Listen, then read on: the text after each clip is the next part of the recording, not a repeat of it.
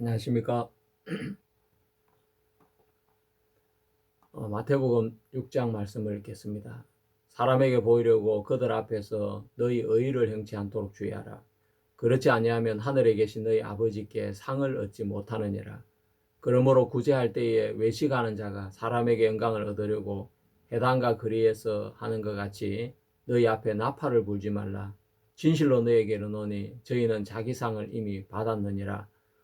너는 구제할 때에 오른손에 하는 것을 왼손이 모르게 하여 내 구제함이 은밀하게 하라. 은밀한 중에 보시는 너희 아버지가 갚으시리라. 또 너희가 기도할 때에 외식하는 자와 같이 되지 말라. 저희는 사람에게 보이려고 회당과 큰 거리 여기에 서서 기도하기를 좋아하느니라. 내가 진실로 너에게 이르노니 저희는 자기 상을 이미 받았느니라. 너는 기도할 때에 내 골방에 들어가 문을 닫고 은밀한 중에 계신 내 아버지께 기도하라. 은밀한 중에 보시는 내 아버지께서 갚으시리라. 또 기도할 때에 이방인과 같이 중언부언하지 말라. 저희는 말을 많이 하여 들으실 줄 생각하느니라.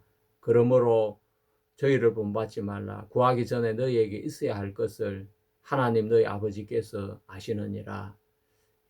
8절 말씀까지 읽었습니다.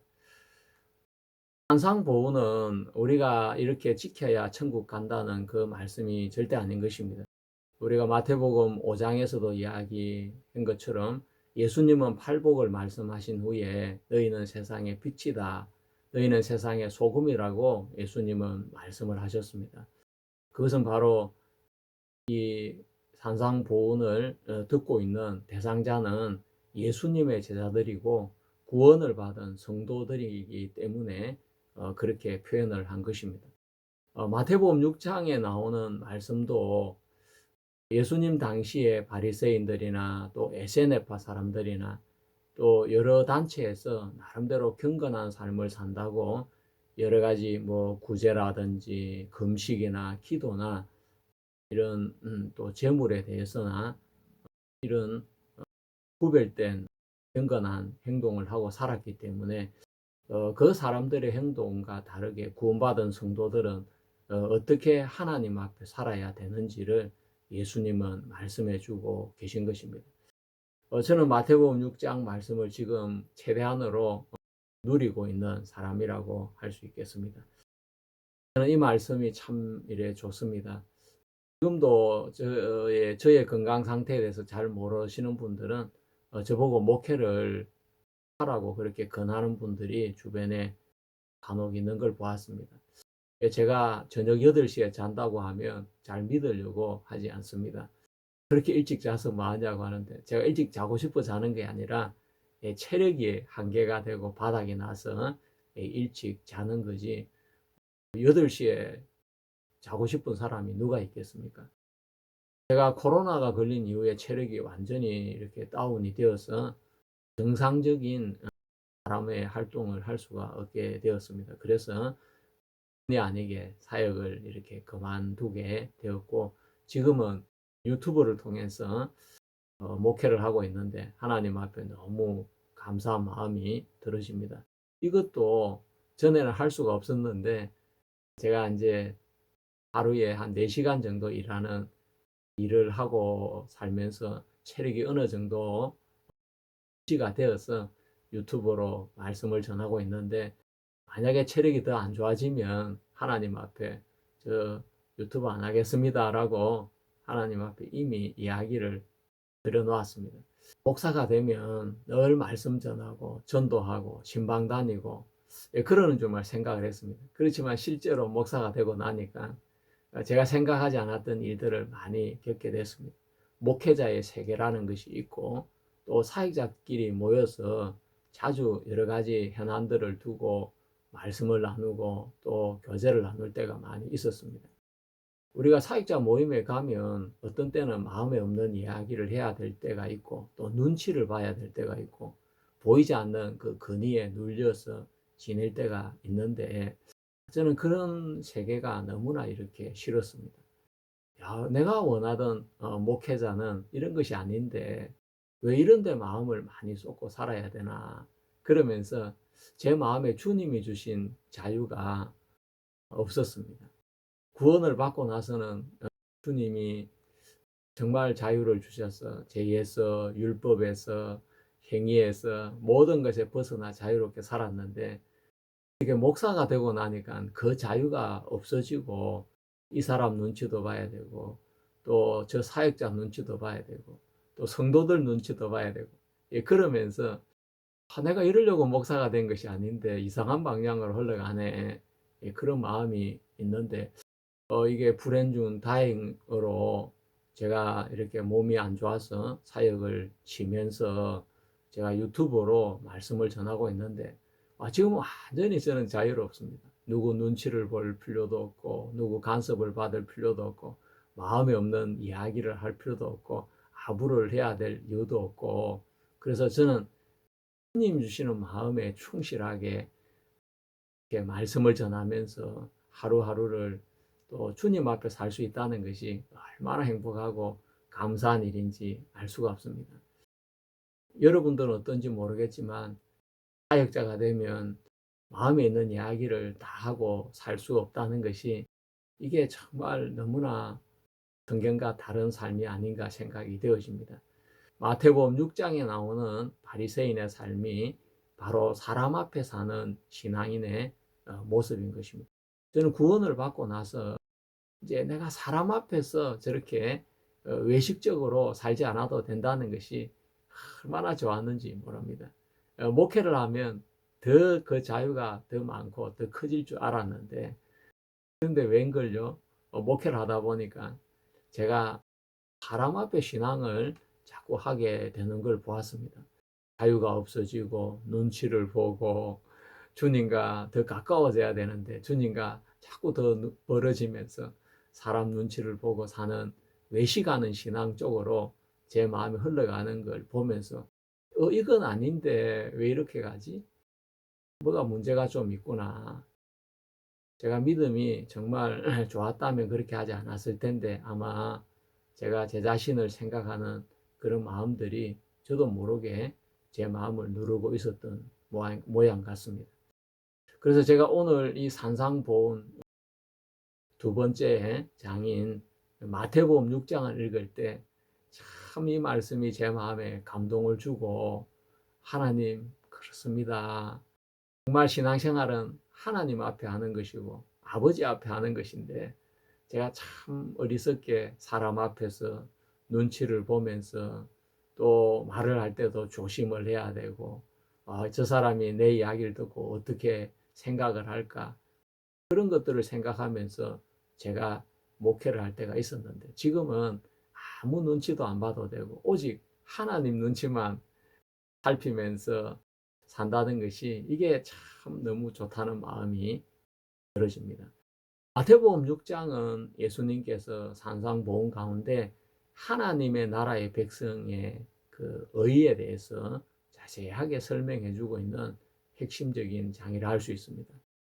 크게 네 파트로 나눌 수 있는데, 은밀한 경건 생활을 1절부터 18절까지 이야기하면서 구제나 기도나 또 금식에 대해서 이야기를 이렇게 하셨고, 또 예수님 그 다음에 하늘의 보화를 쌓아라는 이야기를 하시면서 재물과 하나님을 겸하여 섬길 수 없고 두 주인을 섬길 수 없다는 이야기를 하셨습니다.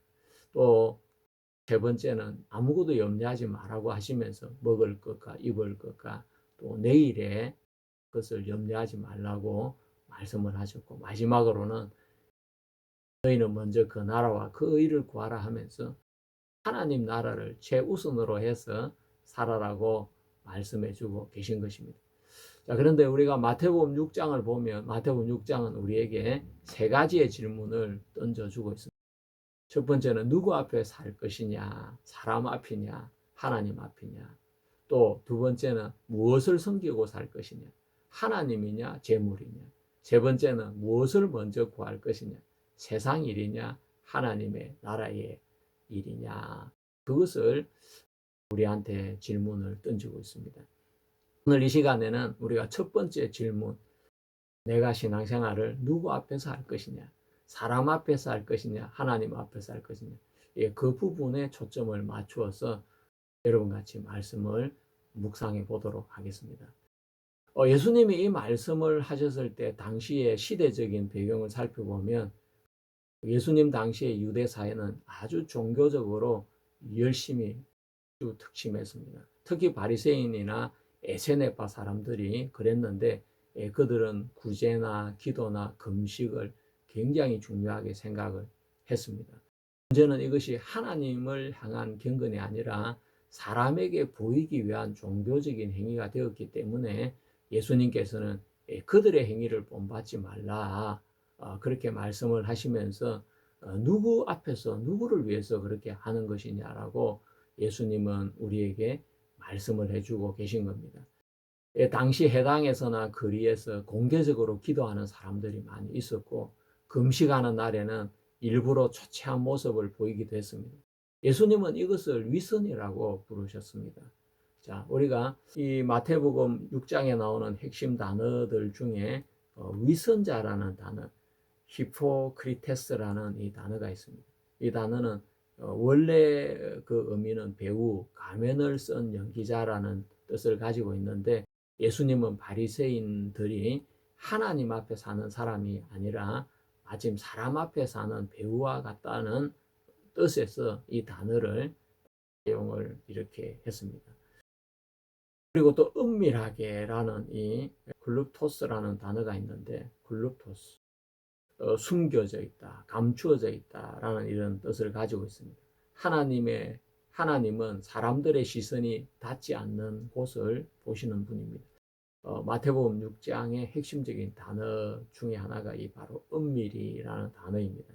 또 상이라는 단어가 있는데 리스토스라고 에서 말하는데 임금, 보상, 품삯으로 사람에게 칭찬을 받으려고 하는 자는 이미 상을 받았고 하나님을 위해 행하는 자는 하나님께 상을 받는다는 그 의미를 가지고 있습니다. 또 염려하지 마라 할 때 이 염려는 메림나오라고 하는데 마음이 여러 갈래로 찢어지고 걱정하는 것을 이야기하는데 이것은 마음이 분열된 상태를 말하고 있습니다. 또 먼저 구하라, 제테오라는 이 말은 계속 찾다, 추구하다, 열망하다는 뜻으로 한 번만 찾는 것이 아니라 삶 전체를 하나님의 나라에 맞추는 것을 말하고 있습니다.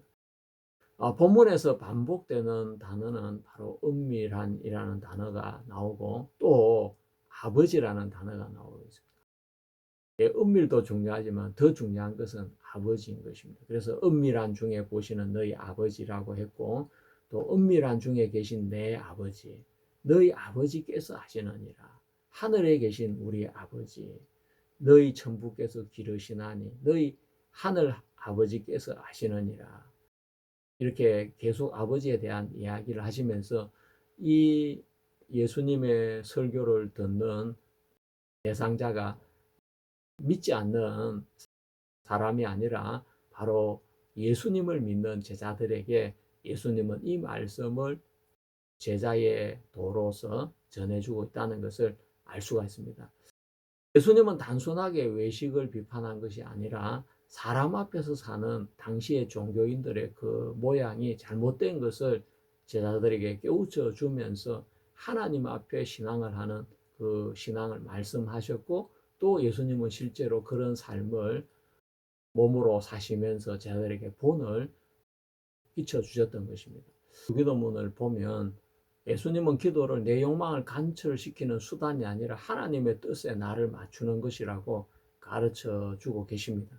그래서 이 주님의 그 기도문의 순서를 보면 첫 번째 하나님의 이름이 나오고 그 다음에 하나님의 나라, 그 다음에 하나님의 뜻이 나온 후에 그 다음에 일용할 양식이나 또 형제를 용서하는 것이나 또 시험이나 이런 악에 대해서 연속해서 나오고 있습니다. 중심이 하나님이 중심이고 먼저인 것을 알 수가 있습니다. 자, 어거스틴은 이 부분에 대해서 뭐라고 이야기를 했냐면 그리스도인의 모든 소망이 요약된 기도라고 그는 이 부분을 보았습니다. 특히 먼저 그의 나라는 인간의 행복이 하나님 안에서만 완성된다는 의미로 설명했습니다. 그는 염려하지 말라는 말씀을 하나님을 신뢰하는 사랑으로 해석했습니다. 루터의 주기도문 해석은 제가 따로 시간을 내어서 다음 시간에 대교리 문답에 나와 있는 부분을 또 중심으로 해서 같이 공부하도록 하겠습니다.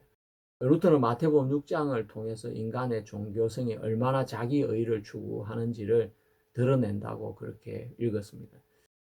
구제와 기도, 금식 자체가 문제가 아니라 사람에게 보이려고 하는 이것이 바로 죄의 뿌리라고 그는 말하고 있습니다. 특히 일용할 양식은 빵만이 아니라 가정과 직업, 정부와 건강, 평화 등 하나님이 매일 주시는 모든 선물을 의미한다고 그는 설명하고 있습니다. 존 칼뱅은 은밀한 경건을 매우 강조했습니다. 하나님은 행위보다 동기를 보신다고 말하면서 또한 먼저 그의 나라와 그의 의, 이 부분은 하나님의 통치를 삶의 최우선 가치로 삼는 것이라고 설명했습니다.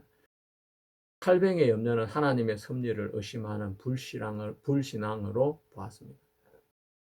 존 웨슬리는 마태복음 6장을 성화의 관점에서 읽었습니다.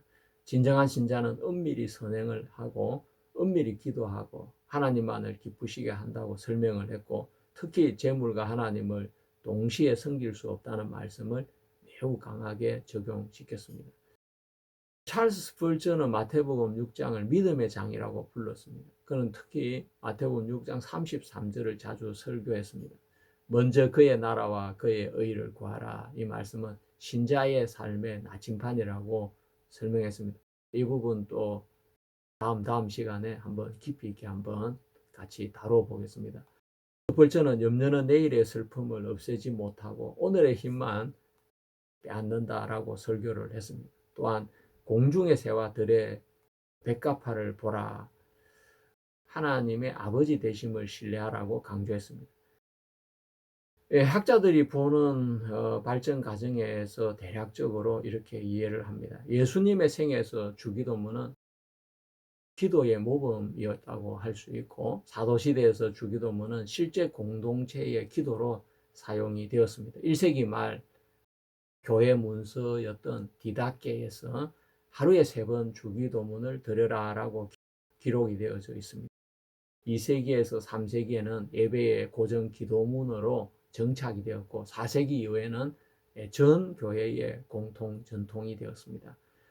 종교개혁자들의 견해를 살펴보면 마르틴 루터는 주기도문을 매일 사용했습니다. 그는 주기도문은 단순히 외우라고 주신 것이 아니라 그 안에 뜻을 가지고 기도하라고 주신 것이다 라고 그는 해석을 했습니다.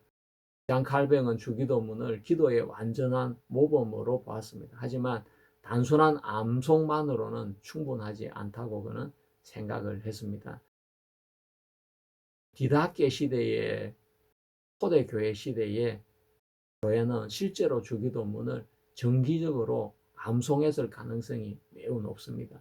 하지만 사도행전에는 주기도문 암송 여부에 관심이 없었기 때문에 기록하지 않았을 것으로 그렇게 생각이 됩니다. 1세기에서 2세기 초에 기록이 된 12사도들의 기록을 모아 놓았다고 하는 책이 디다케인데, 그 디다케 8장에서는 이렇게 적혀 있습니다. 주께서 복음서에서 명하신 대로 이렇게 기도하라. 주기도문을 이야기하는데 너희는 이 기도를 하루 3번 드리라 라고 그렇게 적혀 있습니다. 이것은 매우 흥미로운 대목이 아닐 수 없습니다. 왜냐하면 유대교에서 유대인들은 전통적으로 하루에 3번씩 기도를 했습니다. 아침에, 오후에, 저녁에 이렇게 기도를 했는데, 그래서 초대교회의 성도들도 유대교의 그 바탕을 두고 있었기 때문에 그들도 구원은 받았지만 하루에 3번 기도하는 그 전통을 이어받았습니다. 이 세마나 다른 유대 기도문 대신에 유대인들이 그 기도문을 통해서 기도를 했는데, 그들은 이제 구원을 받았기 때문에 유대 기도문을 더 이상 사용할 수 없기 때문에 주기도문이라는 그 기도를 기도문으로 대신해서 그들은 사용한 것으로 보여집니다. 그렇다면 그들이 문자 그대로 외웠을까요? 예, 아마도 그렇다고 많은 학자들은 이야기를 합니다. 당시 대부분의 사람들은 우리가 가지고 있는 이런 문서화된 성경을 가지고 있지 않았습니다. 그래서 암송하는 문화가 발달이 되어 있었는데 예수님의 말씀이나 뭐 시편의 말씀, 구약의 말씀 이런 말씀들을 기독교인들은 대부분 암송을 이렇게 했습니다. 그래서 초대교회 성도들은 주기도문을 외워서 기도한 것으로 이렇게 자연스럽게 연결이 되어지고 알려져 있습니다. 사실 디다케에서 하루에 3번씩 주님이 가르치신 그 기도문을 암송하는 것은 그 암송하는 그 이상의 깊은 의미를 가지고 있습니다. 유대인들이 하루에 3번씩 기도하고 그들은 하나님께 그들의 시선을 이렇게 맞추었는데 초대교회에서 그 리듬을 유지하면서 이제는 성전을 바라보는 것이 아니라 하늘에 계신 우리 아버지를 향해서 기도를 드렸던 것입니다. 그래서 주기도문은 단순한 암송문이 아니라 예수님이 가르쳐 주신 하나님 나라의 세계관이고 그것을 하루에 3번씩 되새기는 신앙 훈련을 하게 된 것입니다. 여러분, 유대인들이 왜 하루에 3번씩 그렇게 하나님 앞에 기도를 하겠습니까? 그것은 그 근거가 가장 분명하게 성경에 새겨져 있는 것이 바로 다니엘서인데 다니엘서 6장 10절에 다니엘은 전에 하던 대로 하루에 3번씩 예루살렘으로 향하여 난 창을 열고 하나님 앞에 무릎을 꿇고 감사의 기도를 드렸다고 기록이 되어 있습니다. 이 사건은 기원전 6세기 바벨론 포로기 때의 일이었습니다.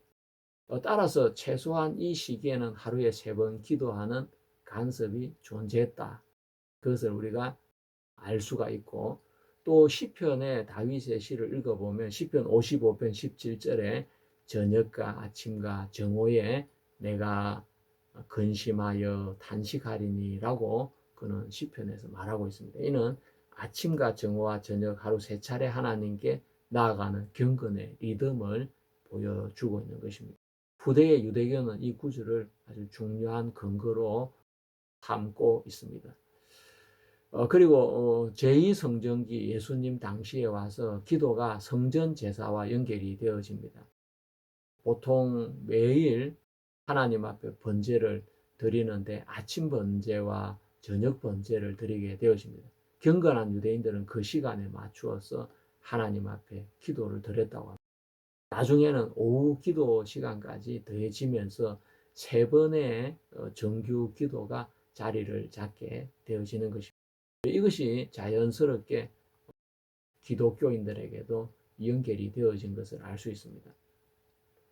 그래서 사도행전 3장 1절에 보면 베드로와 요한이 제9시 기도 시간에 성전에 기도하러 올라갔다 했는데 제9시는 오후 3시를 이야기합니다. 오후 3시에 바로 정규 기도하는 시간이 있었다는 걸 알 수가 있습니다. 또 사도행전 10장에는 베드로가 또 정규 기도 시간에 기도하러 옥상에 올라가서 기도하는 이야기가 나오는데 사도들도 유대인의 그 기도 리듬을 계속 유지하고 있었다는 것을 알 수가 있습니다. 초대교회는 유대교의 기도 시간을 버리지 않고 대신에 내용을 이렇게 바꾸게 되었습니다. 예전에는 성전이 중심이었고 제사가 중심이었고 이스라엘 민족이 중심이었다면 이제는 예수 그리스도가 중심이고 하나님의 나라와 뜻이 중심이고 또 예수 그리스도께서 가르쳐 주신 주기도문이 중심이 되어서 그들은 디다케에서 하루 3번 주기도문으로 기도하라고 건면한 것처럼 그들은 그렇게 기도를 했던 것을 알 수가 있습니다. 그래서 디다케는 주기도문을 기도의 예시로만 보지 않고 실제 공동체의 규칙적인 기도문으로 사용을 이렇게 했습니다. 사도행전은 그 사실을 부정하지도 확인하지도 않고 있지만 초대교회가 주기도문을 매우 중요하게 사용했을 가능성은 상당히 높다고 볼 수가 있습니다. 사실 저는 제가 지난 2년 동안 깊은 우울증에 빠져 살았습니다. 빨리 주님이 왔으면 좋겠다. 나는 이 세상에 이제 더 이상 아무 소망이 없다. 그런 마음을 가지고 하루하루를 죽지 못해서 살면서 시간을 보내었습니다. 그러다가 제가 어느 날 주기도문의 기도를 마음으로 하게 되었습니다. 주님, 전 정말 우울합니다. 제 마음으로는 이 우울함을 이길 수가 없습니다. 주님 저를 이 시험에 들지 않게 해 주십시오. 악에서 건져 주시기를 바랍니다. 하면서 저는 그 예수님의 주기도문의 한 부분을 따와서 제 마음으로 일주일, 2주일 기도를 드렸는데 참 신기하게 지금은 그 우울증이 다 날아가고 없어져 버렸습니다. 그리고 제 마음이 너무나 밝아졌고 제 마음이 행복해졌습니다. 주님이 나를 건져주셨고 그래서 저는 너무 감사한 마음이 들어지는 것입니다. 주기도문을 기계적으로 암송해서 회복된 것이 아니고 주님이 가르쳐 주신 기도의 뜻을 마음으로 붙잡고 기도하는 동안에 하나님께서 저를 붙들어 주셨던 것입니다. 주님이 가르쳐 주신 기도는 그냥 단순한 기도가 아니라 정말 우리에게 필요한 기도 내용인 것을 알 수가 있습니다. 제가 대안학교를 할 때는 악에서 다만 악에서 구하옵소서라는 그 기도 제목을 써붙여 놓고 학생들을 위해서 하나님 저 옳고 그름을 잘 구별하지 못하는 저 학생들이 악에 빠지지 않게 해주십시오. 악의 물결에 휩쓸리지 않게 해주십시오. 저 아이들을 악에서 지켜주시기를 바랍니다 하면서 기도를 드린 적이 참 많이 있었습니다. 그리고 제가 우울증에 걸렸을 때는 시험에 들지 말게 하옵시고 그 기도가 너무 은혜스럽고 제가 그 기도를 하는 동안 주님의 마음이 제 마음에 느껴졌습니다. 주님 제가 시험에 들기를 원치 않는데 저는 지금 시험에 빠져 있습니다. 저는 제 힘으로 이 우울증에서 벗어날 힘이 없습니다. 저를 주님 건져 주시길 바랍니다. 근데 정말 주님은 그렇게 기도하라고만 말씀하지 않고 제가 그렇게 기도했을 때 주님께서 제 마음을 회복시켜 주시고 건져 주시고 새롭게 주시는 것을 제가 경험을 하면서 야, 주님이 이렇게 기도하라고 하신 것은 그렇게 우리를 도와주시겠다는 이야기고 이끌어 주시겠다는 이야기인 것입니다. 우리가 다음 시간에는 종교개혁가인 마르틴 루터가 주기도문을 어떻게 해석을 하고 삶에 적용을 시켰는지 그런 부분을 세세하게 다루어 보도록 하겠습니다. 예수님이 다루신 4가지 영역이 있습니다. 예수님은 첫 번째 경건의 삶의 4영역을 다루셨는데 예수님은 구제나 기도나 금식이나 제물에 대해서 말씀을 마태복음 6장에서 하셨습니다. 이 부분은 당시 유대교에 있어서 대표적인 경건의 한 덕목이라고 할 수가 있습니다. 바리새파도 그 부분을 중요하게 생각했고 에세네파 사람들도 그랬고 또 세례 요한의 제자들도 그랬습니다. 에세네파 사람들이 누구냐 하면 예수님께서 불의한 청지기에 대한 비유를 하면서 이 시대에 빛의 아들들이라는 사람들이 있다고 예수님은 이야기했는데 바로 그 빛의 아들들이라고 했던 사람들이 에세네파 사람들인데 쿰람 공동체를 만들고 성경을 필사했던 그런 사람들이었습니다. 예수님께서 이런 구제나 기도나 금식이나 제물에 대해서 말씀을 하시면서 이것을 했냐 안 했냐 이것보다 누구 앞에서 하느냐 그것을 더 중요하게 말씀을 하시면서 사람 앞에 보이려고 하지 말고 하나님 앞에서 아버지 앞에서 해라 라고 말씀을 하셨습니다. 이것은 굉장히 중요한 의미가 있습니다. 왜 그러냐면 이것은 바로 시편적인 언어이기 때문에 그런 것입니다. 우리가 시편과 조금만 연결을 해보고 말씀을 정리를 하겠습니다. 다윗은 사람의 시선보다 하나님의 임재를 더 의식하면서 살았습니다. 그 대표적인 시편의 구절이 시편 16편인데 내가 여호와를 항상 내 앞에 모심이여 그가 내 우편에 계심으로 내가 요동치 아니하리로다 라고 시편 16편 8절에 이야기했습니다. 항상 여호와를 내 앞에 모셨다. 이것은 단순하게 하나님을 생각했다는 그런 의미가 아니고 나는 언제나 하나님 앞에서 산다는 그런 뜻을 가지고 있습니다. 바리새인은 사람 앞에서 신앙을 하고 살았지만 다윗은 하나님을 자기 앞에 두고 살았던 것을 볼 수 있습니다. 또 시편 139편에서 다윗은 이렇게 이야기했습니다. 여호와여 주께서 나를 살펴보셨으므로 나를 아시나이다 라고 했습니다. 내가 주의 신을 떠나 어디로 가며 주의 앞에서 어디로 피하리까. 다윗은 하나님이 은밀한 곳까지 보고 계신다는 그 사실을 두려워하면서 동시에 위로를 삼았습니다. 마태복음 6장에서 예수님도 은밀한 중에 보시는 너희 아버지라고 말씀을 하셨습니다. 그러니까 은밀한 중에 보시는 너희 아버지라는 이 말을 통해서 바로 제자들에게, 구원받은 성도들에게, 의인들에게 이 메시지를 전해주고 있다는 것을 알 수가 있는 것입니다.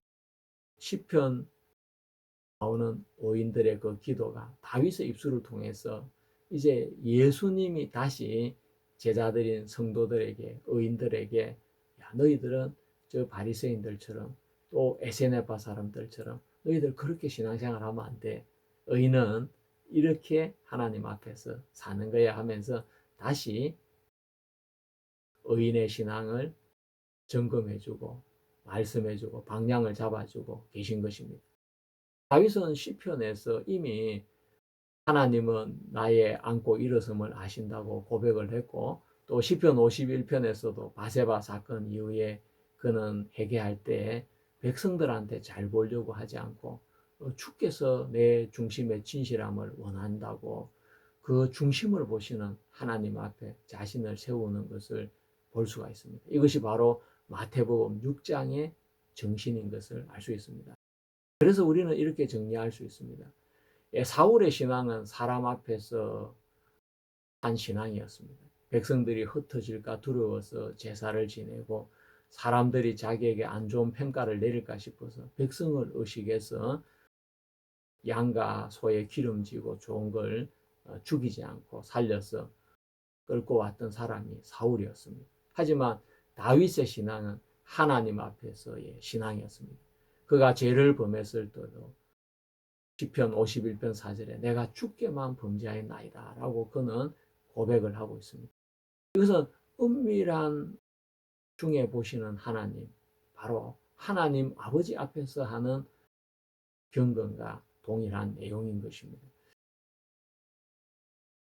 그래서 우리는 예수 그리스도께서 말씀하신 마태복음 6장의 그 은밀한 경건은 특별하게 새로 만들어진 내용이 아니라 바로 다윗이 시편에서 살았던 하나님 앞에서의 신앙인 것을 알 수가 있습니다. 호람데오, 하나님 앞에서의 삶을 하나님 나라의 백성들인 의인들에게, 성도들에게 예수 그리스도의 입술을 통해서 다시 회복시키고 말씀하고 계신 것을 알 수 있습니다. 산상보훈의 은밀한 골방은 다윗의 시편과 같은 방향을 가르치고 있는 걸 알 수 있습니다. 사람의 눈에 보이지 않아도 괜찮습니다. 하나님은 보고 계십니다. 사람의 칭찬을 잃어도 괜찮습니다. 하나님이 아시면 충분합니다. 이것이 바로 다윗의 신앙이고 마태복음 6장의 신앙인 것입니다. 여러분께서도 사람이 좀 안 봐주면 어떻습니까? 하나님 앞에 우리가 신앙을 하면 되지 않겠습니까? 사람이 칭찬을 안 해주면 좀 어떻습니까? 하나님이 내가 어떤 마음으로 신앙생활 하는지 하나님 그분이 아시면 충분하지 않겠습니까? 우리가 하나님 앞에서 신앙을 한다면 하나님이 우리에게 상을 허락해 주실 것입니다. 오늘 말씀은 여기까지 드리고 또 다음 시간에는 마틴 루터가 주기도문을 어떻게 이해하고 또 읽고 가르쳤는지를 같이 생각하면서 주기도문에 대해서 좀 더 깊이 여러분 같이 나누도록 하겠습니다. 여러분 감사합니다.